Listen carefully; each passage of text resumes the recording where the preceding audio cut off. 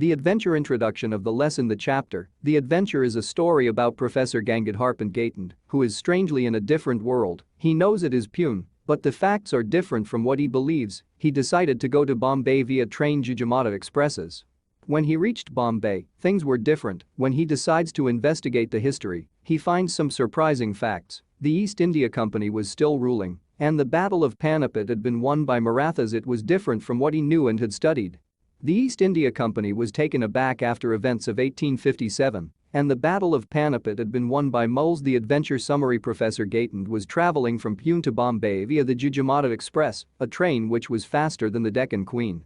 As he was crossing towns and villages, he met a man named Khan Sahib, who talked about his business and chatted about several things. They got off at Victoria Terminus station, which was neat and clean. It had British officers, Parsis and Anglo-Indian staff all around. He was confused as to how the East India Company was ruling the country, as according to his facts, they had fled away after the events of 1857. He went to the Hornby Road and noticed that the shops were different. He entered the Forbes building and inquired about Mr.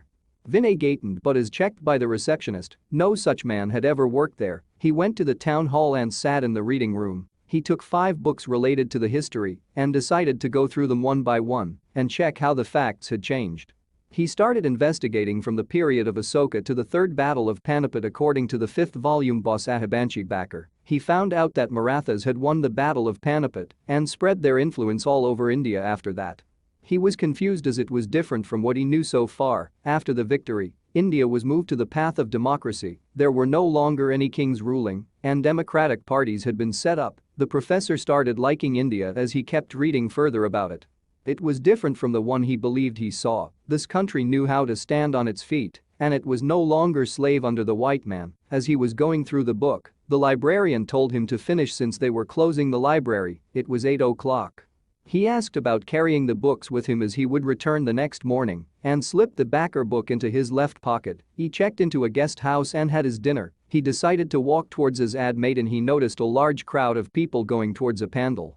The lecture was going on, but he noticed something unusual. The presidential chair was empty, the speaker was talking, and the crowd was continuously moving inside and outside. He could not control himself and moved towards the stage and sat on the chair. The crowd was taken aback and started asking him to get up and move away. He tried to talk to them, but they started throwing several objects at him, such as tomatoes, eggs, etc. Soon, the crowd moved towards him to push him away, and he was nowhere to be seen. Next, he woke up in a hospital bed and saw Rajendra in front of him. He narrated the whole sequence of events that took place, and Rajendra listened to him amazed. The professor was confused as to where he was and if he had been in a coma for the past 2 days. What was the experience he just had? Was it real or not? Rajendra explained to him that it happened because of 2 theories: catastrophe theory and lack of determinism and quantum theory. Catastrophe theory states that a small change in any situation can result in a shift in behavior. In reality, the Marathas lost their leader Basaheb and Vishwarao, and hence they lost the battle, but Professor saw that the bullet missed and Vishwarao was not dead. Professor then showed him the torn page of the backer book that he had in his pocket. Rajendra read it carefully and told him that realities can be different for different people. What he thought had happened is a catastrophic experience. Rajendra told him that in the case of electrons, one cannot predict which path the electron takes at a point of time. He told him that it is the lack of determinism in quantum theory and explained to him what it meant. In one world, the electron may be found here, and in another, it may be found in another place, but in the third world, it may be at different locations. Once the observer knows about the correct placing of the electrons in every world, it might happen that an alternative world exists at the same time. Hence, the professor was in 2 different worlds at the present time.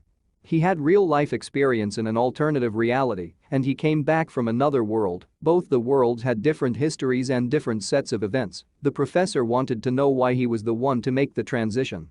Rajendra told him that at the time of the collision with the truck, the professor was thinking about the catastrophe theory and its role in the war. He was also thinking about the Battle of Panipat at that moment, so the neurons in his brain acted as a trigger and made the transition. The professor was in that alternative world for the last 2 days.